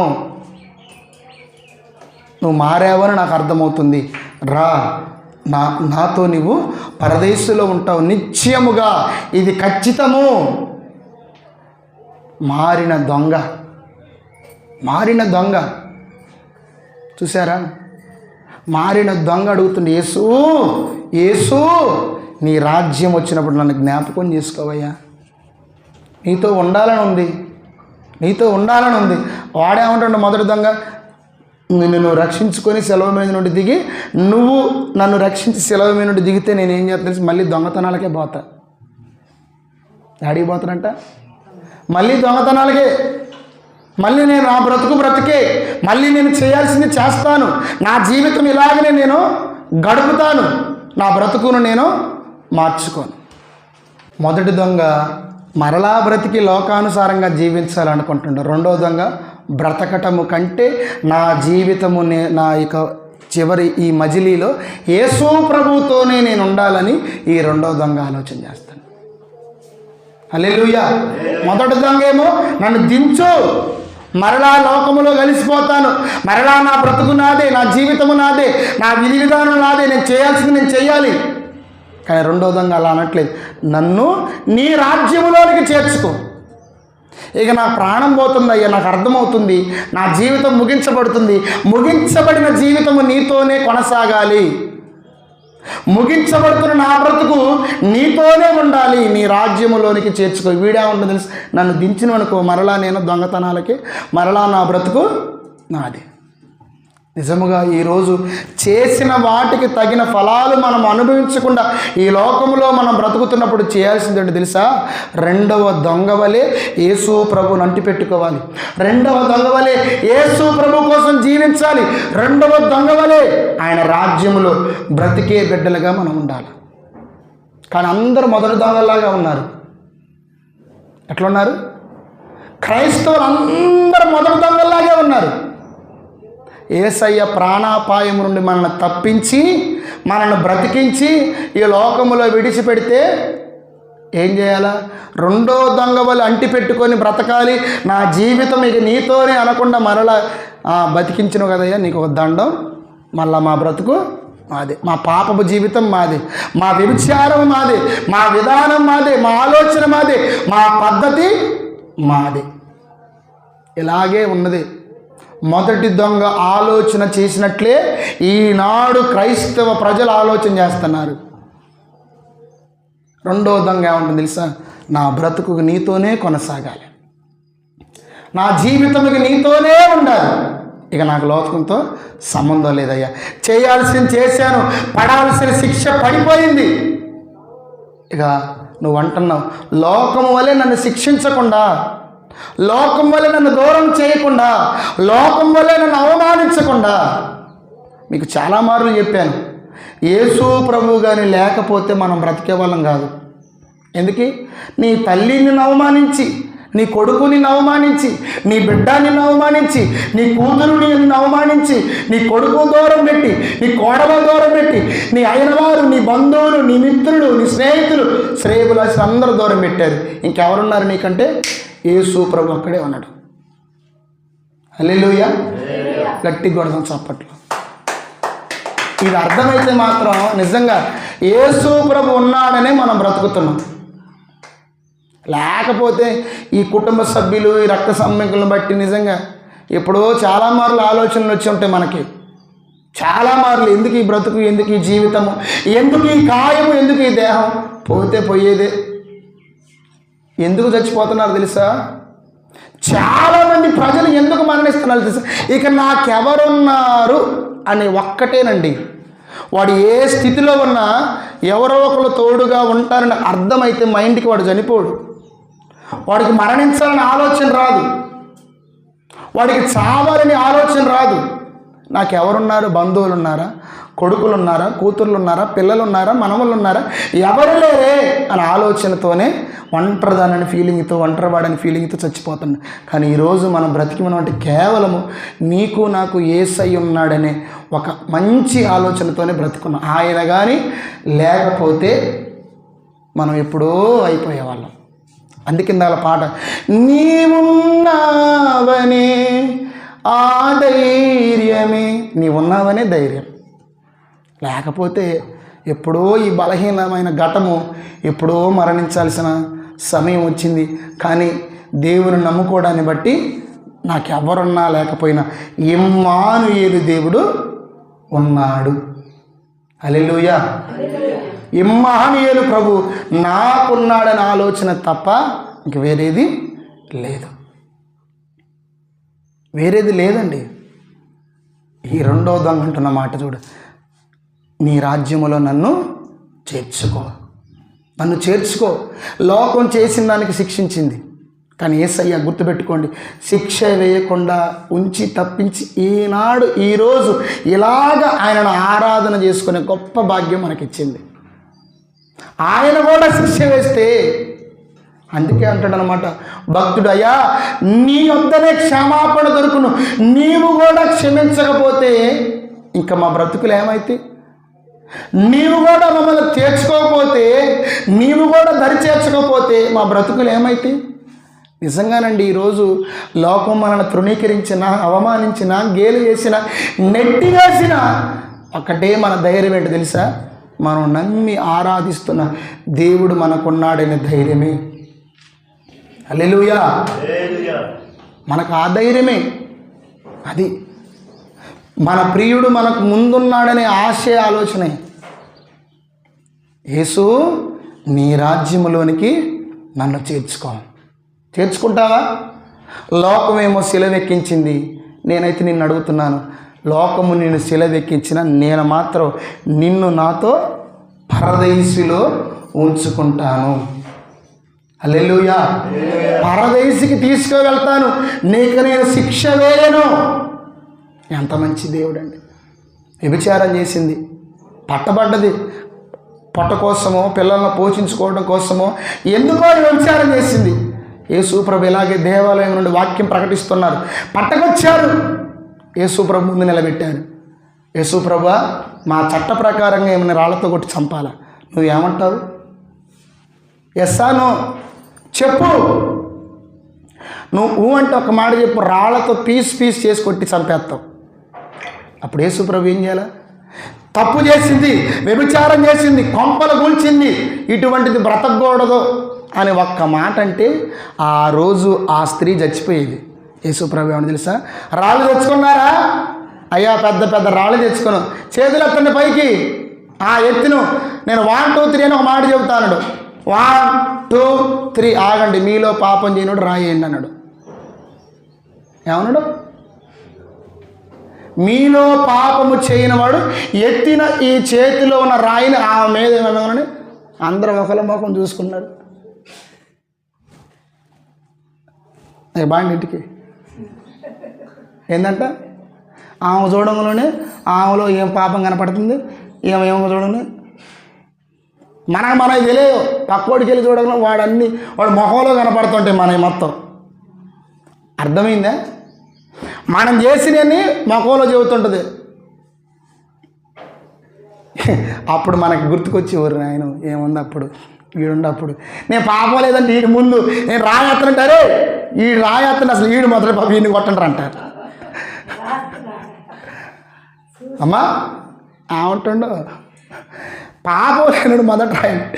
అసలు ఆ రోజు మనం ఉండాల్సింది ఎంత బాగుండేది అనిపించింది. శుభ్రంగా ఇంటికి పోయారు, రాళ్ళు ఇంటి దగ్గర పెట్టుకున్నారు. ఆ రాళ్లతో వాళ్ళనే కొట్టుకోవాలి. మీలో పాపం చేయనోడు రాయండి అనడు, ఆ రాళ్లతో ముందు వాళ్ళనే జావ కొట్టుకోవాలి. ఒకరు మొహాలు చూసుకున్నారు.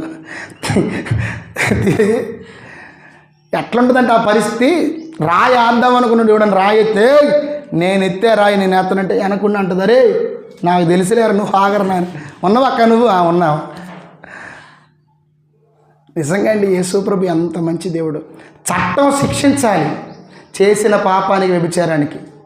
యేసుప్రభు ఆ రోజు తప్పించి యేసుప్రభుతో అంటాడమ్మా ఏ రాయేసే వాళ్ళు ఒక్కళ్ళేరేంటి, అందరూ పాపవర్తమురాలి, అందరూ పాపం చేసేవాళ్ళే. యేసయ్య అంటుండో ఈరోజు నేను కూడా నిన్ను శిక్షించను, నువ్వు చేసింది ఏందో నాకు తెలుసు, నీ పాపం నాకు తెలుసు, అసలైతే నువ్వు చేసిన దానికి మరణశిక్ష నువ్వు అనుభవించాలి, తగిన ప్రతిఫలము నువ్వు పొందాలి.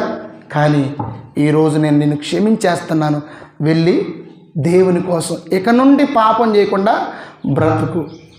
అలాంటి బ్రతుకులేమని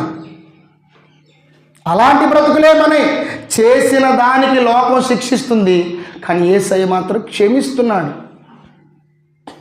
క్షమిస్తున్నాడు. వెళ్ళి బ్రతుకమ్మ, మరలా పాపాన్ని విడిచిపెట్టి బ్రతుకు. ఇతడు చూడండి యేసు ప్రభు అంటుండు, నేడు నీవు నాతో కూడా పరదైసులో ఉంటావు, భయపడాల్సిన అవసరం లేదు. చివరికి కొన్ని 3 మాటలు చెప్పేసి నేను ముగిస్తాను. అసలు పరదైసు ఎవరు పొందుకుంటారు? సరే, పరదైసులో ఉంటాడని మారిన దొంగ ఒకడికి, మరి ఇంకెవరు పొందుకుంటారు పరదైసు అని అంటే చకచక నేను 3 మాటలు చూపించి ముగిస్తాను. చూడండి, కొరింథీయులకు రాసిన రెండవ పత్రిక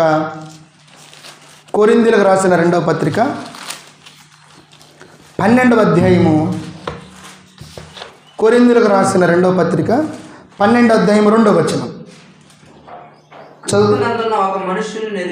క్రీస్తునందున్న ఒక మనుష్యుని నేను ఎరుగుదును, అతడు 14 సంవత్సరముల కిందట 3వ ఆకాశమునకు కొనిపోబడెను, అతడు శరీరముతో కొనిపోబడిన ఎరుగును, శరీరము లేక కొనిపోబడిన నేను ఎరుగును, అది దేవునికే తెలియని. క్రీస్తునందున్న ఒక మనుష్యుని నేను ఎరుగుదును, అట్టి మనుష్యుని నేను ఎరుగుదును, అతడు పరదైసులోనికి ఎక్కడ పోయినట్ట?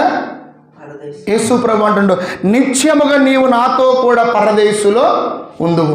ఇతడు కూడా ఒక వ్యక్తి, పౌలు మాట్లాడుతున్న మాట, క్రీస్తునందున్న ఒక మనుష్యుని నేను ఎరుగుదును, అతడు పరదేశులోకి కొనిపోబడిన. ఎవరు పరదేశులో ఉంటారంటే యేసు క్రీస్తునందున్న వారు మాత్రమే పరదేశులో ఉంటారు. యేసు ప్రభుని నమ్మిన బిడ్డలకు మాత్రమే పరదేశు. యేసు ప్రభు కొరకు జీవించే వాళ్ళ కొరకే పరదేశు. క్రీస్తు నందు ఉన్న వారికే, క్రీస్తులో లేని వారికి కాదు. ఎంత గొప్ప ధన్యత! మన కోసము ప్రభు సిద్ధపరిచాడు పరదేశు అనే ఒక స్థలాన్ని, ఒక గార్డెన్ తోటని. పరదేశు అని అంటే అర్థం ఏంటంటే గ్రీకులో ప్యారడోసిస్ అంటే తోట అని అర్థం. స్థలము, ఒక మంచి తోట. ఈ పరదేశులు ఎవరుంటారంట? నాతో పాటు చెప్పండి, క్రీస్తునందున్న వారే. మనం ఉన్నామో లేదో మనం ఆలోచన చేసుకోవాలి. ఈరోజు నేను మరణిస్తే నేను క్రీస్తునందుంటే నాకు నా దేవుడిచ్చేది పరదేశు. హల్లెలూయా. రేపు నేను మరణించినా, లేదు ఈ క్షణమే నా ప్రాణం పోయినా, నేను వెళ్ళేది పరదేశులోనికి. పరదేశు నెమ్మది పొందే స్థలం, పరదేశు తాత్కాలికంగా విశ్వాసులుండే స్థలము, పరదేశు ప్రభు తన బిడ్డల కొరకు సిద్ధపరిచిన స్థలం అది. అక్కడ నీతిమంతులు, అక్కడ దేవుని నమ్మిన బిడ్డలు విశ్రాంతి పొందుతున్నారని రాయబడి ఉంటుంది. ఎక్కడ?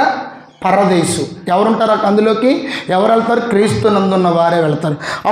మన చూడండి, లూకాసు వార్త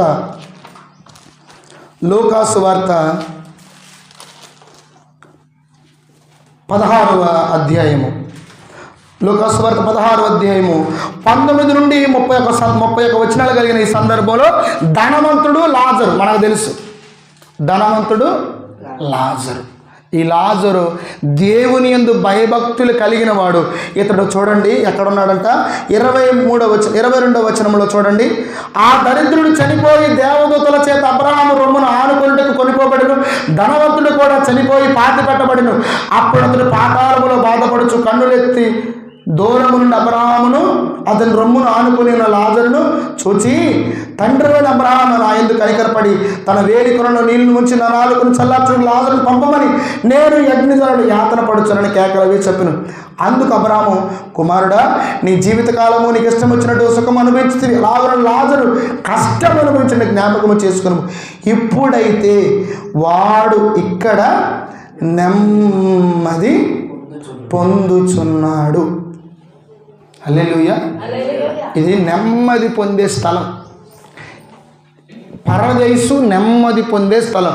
అబ్రహాము పితరులకు తండ్రి, విశ్వాసులకు తండ్రి, దేవునికి స్నేహితుడని పిలువబడిన అబ్రహాము రొమ్మును ఆనుకున్నాడు. ఎవరంటే భక్తిగల దరిద్రుడు, భక్తిగల దరిద్రుడైన లాజరు.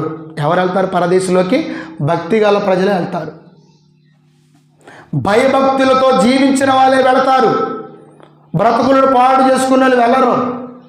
ధనవంతుడికి ధనం ఉంది, భక్తి లేదు. ధనవంతుడు చనిపోయినప్పుడు ఊరందరూ వచ్చారు. అయ్యో ధనవంతుడు చనిపోయినరా, పోయిన మనకు కక్క మొక్క చికెన్ మటన్ గట్టిగానే ఉంటుంది. తాగేవాడికి తాగటం, తినేవాడికి తినటం, ఉండేవాడికి ఉండటం, ఎగిరేవాడికి ఎగరడం. ధనవంతుడు చనిపోతే అందరి ఇంటి ముందుకు వచ్చారు. అందుకే ఒక సామెత, ఒక మంచి వ్యక్తి మాట్లాడిన మాట ఏంటి తెలుసా? Rich man jokes always funny. Rich man jokes always funny అంటే ధనవంతుడు వేసిన ఒక జోక్ అంట, ఒక చిన్న జోక్ అంట పెద్దగా నవ్వు తెప్పించిద్దాను. అంటే ఆ జోక్ కాదు, కానీ వేసింది ఎవరు? ధనవంతుడు. నవ్వకపోతే టీ పోపీయడు, ఇంకా టిఫిన్ పెట్టియడు, పక్కమ్మడి దిప్పుకోడు, బండి ఎక్కించుకోడు, కారు ఎక్కించుకోడు, ఇంట్లోకి పిలవడు, కార్యక్రమాలకు రమ్మన్నాడు. అందుకే ధనవంతుడు ఏ జోక్ వేసినా పగలబడి నవ్వాలి. అసలు జోక్ కాదు, అందులో జోకే ఉండదు. కానీ rich man jokes always funny. ఈ ధనవంతుడి ఇంటి ముందు రోజు జనం, రోజు పోవటం, ఆయన పొగట్టం, తెచ్చుకోవటం, తినటం. కానీ భక్తి లేదు. కానీ భక్తి గల దరిద్రుడు చచ్చిపోయాడు. ఎవరు వచ్చారు అతని కోసం? దేవదూతలు దిగి వచ్చాయి. భక్తి లేని ధనవంతుడు చచ్చిపోతేనేమో ఊరందరూ వచ్చింది. భక్తి గల దరిద్రుడు చచ్చిపోతేనేమో దేవదూతలు వచ్చి అబ్రహాము రొమ్మును తీసుకుని వెళ్ళిపోయి పరదేశులో నెమ్మది పొందుచున్నాడు. హల్లెలూయా. నెమ్మది పొందే స్థలము పరదేశం ఎవరికి? భక్తి గల వారికి పరదేశం. క్రీస్తు నందున్న వారికి పరదేశు, మారిన వారికి పరదేశు. దొంగవలి ఇంకెవరికి పరదేశు? ఒక్క మాట చూయించుకొని ముగించుకుందాం. చూడండి, ప్రకటన గ్రంథము 2వ అధ్యాయము 7వ వచనం. ప్రకటన గ్రంథము 2వ అధ్యాయము 7వ వచనం. చెవిగలవాడు ఆత్మ సంగములతో చెప్పుచున్న మాట వినును గాక. వానికి దేవుని పరదేశులో ఉన్న జీవ వృక్ష ఫలములు జయించువానికి పరదేశులో ఉన్న జీవ వృక్ష ఫలములు. తన పాపమును, తన జీవితమును జయించాలా, కోరికలను జయించాలా, ఆలోచనలు జయించాలా, ఈ యవ్వనాన్ని జయించాలా, లోకములో ఉన్న శరీరాశ, జీవకుటుంబము, నేత్రాశ, వీటిని జయించాలా. దేవుని కొరకు జీవించిన వాడికే పరదేశులో ఎంట్రీ. హల్లెలూయా. పరదేశులకు వెళ్ళాలంటే యేసు ప్రభు అంటుండు ఆ 2వ దొంగతో, నిశ్చయముగా నీవు నాతో పరదేశులో ఉందువు. ఈ పరదేశును పొందాలి అంటే 2వ దొంగ వలె మార్పు చెందిన జీవితం ఉండాలి. క్రీస్తు నందుండి జీవించాలి, భక్తిగా బ్రతకాలి, జయ జీవితాన్ని కలిగి బ్రతకాలి. లోకంతో జయించబడకూడదు, పాపముతో జయించబడకూడదు, కోరికలతో జయించబడకూడదు. మనము వాటి మీద జయం పొందే వారిగా మనం ఉండాలి. పరదేశు. యేసు ప్రభు ఏమంటుంటే 2వ దొంగతో, నేడు నీవు నాతో పరదేశులో నిత్యముగా ఉందునని చెప్పాను. హల్లెలూయా. యేసు ప్రభు సెలవులో పలికిన రెండవ మాట, భక్తి యొక్క చివరి యొక్క స్థానం, అంతిమం ముక్తి, అదే పరలోకం, పరదేశు. ప్రభు మనకు దాన్ని ఇవ్వడానికి ఇష్టపడుతున్నాడు. తగిన ఫలాలను మనకు ఇవ్వకుండా వాటన్నిటిని మనకు తప్పించి ప్రభు మన కోసం సెలవులో మరణించాడు. రెండవ విధంగా మాట్లాడుతున్నాడు, మనం చేసిన వాటికి మనం తగిన వాటిని అనుభవిస్తున్నాం. కాబట్టి నా ప్రియ దేవుని బిడ్డలారా, పరదేశును పొందుకునే వాళ్ళగా ఉందాం. దరిద్రుడి వలె జీవిద్దాం, భక్తి కలిగి క్రీస్తునందుండి బ్రతుకుదాం, జయిద్దాం మనల్ని, మన జీవితాలను. అప్పుడు ప్రభు మారావు కాబట్టి సెలవులో ఉన్న దొంగ వలె నీతో అంటాడు, నాతో నీవు పరదేశులో ఉంటావు. దరిద్రుడు తన జీవితకాలం అంతయు కష్టమని అనుభవించి భక్తిలో మాత్రము గొప్పగా జీవించాడు. అందుకే అతనికి పరదేశం మనందరం పొందుకుందాం. ప్రభు అట్టి ధన్యతను మనకు అనుగ్రహించును గాక. కళ్ళు మూసుకుందామా? ఒక్క నిమిషం ప్రార్థన చేద్దాం. ఒక్క నిమిషం ప్రార్థన చేద్దాం. ప్రభువుని ఎలా గణపరుస్తున్నాం? ఆ సెలవులో ఉన్న దొంగ పలుకుతున్న మాట, మన మాటను బట్టి మన దేవునికి ఘనత, గౌరవము, గొప్పతనము. యేసు ప్రభులు ఏ నేరము లేదని ఒక పిలాతు, ఒక గవర్నర్, ఒక హేరోదు, ఒక రాజు, ఒక దొంగ ఇస్తున్న సాక్ష్యం. కానీ లోకము నేడు ఎంతగా దూషిస్తుందో చూడండి. చివరిగా చనిపోతున్న వ్యక్తిని ఏమని మాట్లాడాలి? దిగిరాను దేవుని కుమారుడు అయితే, క్రీస్తు అయితే, రాజు అయితే అని హేళన చేస్తున్నారు. ఈనాడు లోకములో కూడా అనేకం ఉంది కదా. ఒక దైవజనుడు చంపబడి మరణిస్తే ఆ దైవజనుడి గురించి ఎంత వెకిలిగా మాట్లాడుతుంది ఈ సమాజం. కుటుంబం అంతా రోదన వేదనతో ఉంటే, క్రైస్తవ లోకం అంతా బాధపడి కన్నీరు కారుస్తుంటే ఎలా దూషిస్తున్నారో చూడండి. యేసు ప్రభుని కూడా ఎలాగ నిందిస్తున్నారో చూడండి. రాజే లేదనుడు నేరము, పిలాతే లేదనుడు నేరము, దొంగంటున్నాడు ఈయనలో ఏ నేరము లేదని. కానీ నువ్వెందుకు అంటున్నావు యేసు ప్రభుని ఇంత నీచంగా మాట్లాడుతున్నావు? ఇంత ఘోరంగా ఎందుకు మాట్లాడుతున్నావు యేసు ప్రభు గురించి?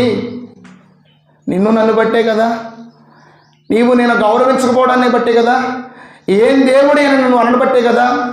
ఆ మాట యోబు పలకలేదే. యోబు నోటి నుంచి అంటున్న మాట, నా దేవుడు ఇచ్చాడు, నా దేవుడు తీసుకున్నాడు. ఆయన ఏదైనా ఇవ్వగలడు నమ్మగలిగితే. దొంగ సెలవు నుండి దిగి మరలా లోకానుసారంగా బ్రతకాలనుకుంటున్నాడు. రెండవ దొంగ అన్నాడు, అరే నువ్వు చేసిన దానికి, నేను చేసిన దానికి తగిన దాన్ని అనుభవిస్తావురా. ఈ సెలవు మనకు సరిపోయిందరా, మన బ్రతుకులను బట్టి, మన జీవితాన్ని బట్టి. యేసయ్యలో ఏ నేరం ఉంది? ఏ నేరము లేదు కదా. ఏ పాపం ఆయన చేయలేదు కదా. ఎందుకు ఆయనకి మరణ శిక్ష? సెలవు మీద దిగి రాలేదు నా యేసయ్య. దిగొస్తే నువ్వు సెలవు వేయబడాలి, ఆ మేకులు నీ కొట్టబడాలి. సైన్యములు పనిచేస్తున్న ఒక సైనికుడు తనను తాను రక్షించుకోడు. శత్రు మోకులను మట్టుబెట్టి చివరి వరకు ప్రాణం పెడతారు అవసరమైతే. కరోనా సమయంలో డాక్టర్ ఏం చేశాడో తెలుసు కదా. డాక్టర్ ఇంట్లో కూర్చొని వైద్యాన్ని ఆపేసి, హాస్పిటల్ మూసేసి, ఇక మందులు ఇవ్వడం మానేయలేదు కదా. ప్రాణాలను పెట్టి పనంగా వ్యాక్సిన్లను, టాబ్లెట్లను, మందులను తయారు చేసి ప్రాణాలను విడిచారే. అటువంటి వారిని గణపరుస్తున్నాం. చనిపోయాడని సైనికులకు నువ్వు వందనము చెల్లిస్తూ ఎంతో వాళ్ళకి పరమవేల చక్రాడ్లు, అవార్డులను ప్రకటిస్తున్నారు. మరి యేసయ్య దూషిస్తున్నావా ఈరోజు? ప్రార్థన చేద్దామా? తగిన దాన్ని మనం అనుభవించలేదమ్మా. తగినదా లోకము నీకు నాకు వేస్తుంది శిక్ష. చేసిన వాటికి ఫైన్ వేస్తుంది ప్రభుత్వము. చేసిన తప్పులను పిల్లలను గద్దిస్తూ అప్పుడప్పుడు కొడతావు, కానీ సంపూర్ణంగా ఎప్పుడు దండించలేదు కదా. తగినది ఏ రోజు మనం పొందలేదు. కారణము 103వ కీర్తన 10వ వచనములో, మన పాపములను బట్టి ఆయన మనకు ప్రతీకారము చేయలేదు, మన దోషములను బట్టి ఆయన మనకు ప్రతిఫలము ఇయ్యలేదనే మాట ఎంత గొప్పగా ఉన్నది.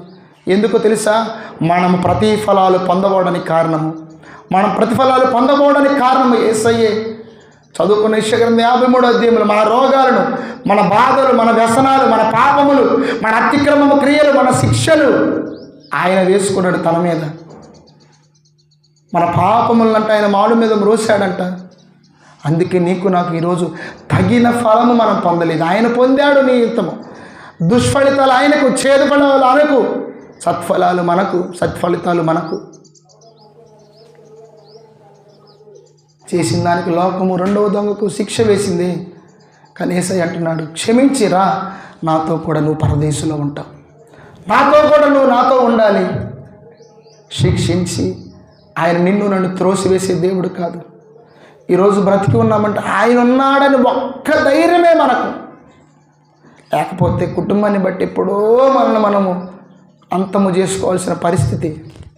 ఆయన ఉన్నాడని ఒకే ఒక ధైర్యమే, ఒకే ఒక ఆలోచన, అయ్యా నీవుగాక లోకములో ఎవరున్నారయ్యా, నీవు తప్ప నాకెవరున్నారు ప్రభువా.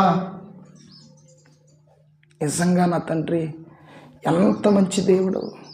పాపం చేసిందని ఒక పాపాత్మరాలను పట్టుకొని వచ్చి వ్యభిచారం చేస్తుందని రాళ్లతో కొట్టి చంపాలనుకున్నది జనము. మీలో పాపం లేనివాడు ఆమెను చంపనని శిక్షించనంటే ఎంత మంచి దేవుడు ప్రభువా. ఇంతకాలము చేసుకుంటూ వచ్చింది క్షమించావు, ఇకనైనా దానిని మానేసే కృపనివ్వండి అయ్యా. ఎందుకో విడిచిపెట్టలేకపోతున్నాను, ఎందుకో చేయకుండా మానలేకపోతున్నాను. రెండవ దొంగ వల్లే మారితే పరదేశులు ఉండనిచ్చే కృపనిస్తావు. నీ క్రీస్తునందుంటే పరదేశు, భక్తిగా లాజరు వల్ల జీవిస్తే పరదేశు, జయిస్తే పరదేశు. లోకంతో, కోరికలతో, ఆలోచనలతో, శరీరాశతో, నేత్రాశతో, జీవడంతో మమ్మల్ని మేము జయించుకుంటున్నామయ్యా. దయతో క్షమించండి, క్షమించండి. ప్రార్థన చేద్దామా? పరదేశులు పొందే జీవితాలు ఈరోజు లేవు. అందరూ మొదటి దొంగ వలే జీవితాలు జీవిస్తున్నారు. రెండో దొంగ వలె మారదామా? యేసు, యేసు నీ రాజ్యంలోనికి మమ్మల్ని చేర్చుకుంటావా అని అడుగుదామా? చేసిందంతా క్షమించాడే, మరలా అదే జీవితాన్ని ఎందుకు మనం జీవించాలి చెప్పండి? ప్రార్థన చేసుకుందామా? ప్రభు ఎంత మంచి దేవుడు, ఎంత మంచి దేవుడు. తగిన ఫలాలు మనకి ఇవ్వలేదు. ఏ రోజు చేసిన పాపానికి శిక్ష వేయలేదు ఆయన. వేస్తే ఈరోజు మనం ఇలా సజీవంగా ఉండేవాళ్ళము కాదు. ప్రార్థన చేసుకుందాం, ప్రార్థన చేసుకుందాం.